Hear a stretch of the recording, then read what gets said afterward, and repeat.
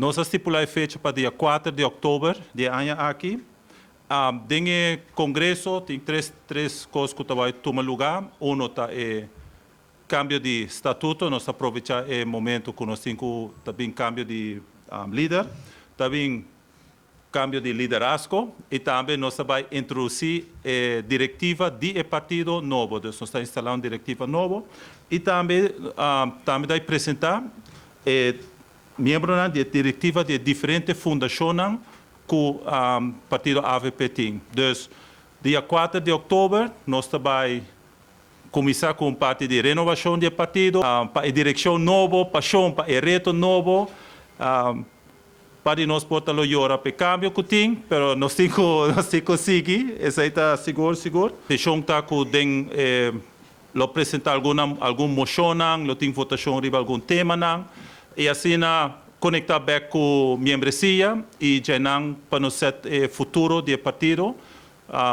riba a direção que o mestre vai. Então, nós estamos antecipando com outra luna, o começo novo, o caminho novo e o reto novo que está nos delante, mas estava que mais riba cara não está claro. Pensei a preparação do congresso aqui nos apreciar com a diretiva que mientras tanto está manejando o partido a preparar para a nos fazer um anúncio importante aqui. Tenho visto que não é fácil, não quero mira se pode posponer aqui, mas a decisão é uma decisão que está pensar arriba responsabilidade, não arriba persona de que o mesmo quer continuar fazendo de forma de estar líder de partido, pero que está necessidade de comunidade aqui.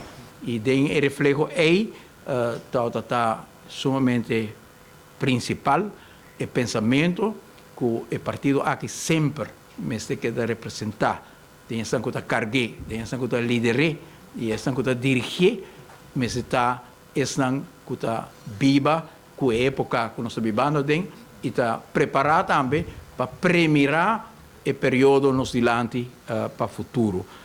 E pensei, o cambio e era de relevo aqui está importante, caminho que está traspassar responsabilidade para uma outra geração de pessoas que está preparada, dedicar com o mesmo compromisso para servir necessidade de nossa comunidade. E me quero pedir também a vosso turno apoio para a diretiva, apoio de nossos membros para estar presente dia 4 de outubro, sobre o dia aí nós não também receber de forma de despedida de um líder, mas nós também receber de forma de chamar bom pini na um líder e era novo para o partido aqui. 4 de outubro, o lugar vai estar Marriott, ballroom de Marriott nós também temos, e também está importante para nós comunicar que dia 29 de agosto nós temos bingo.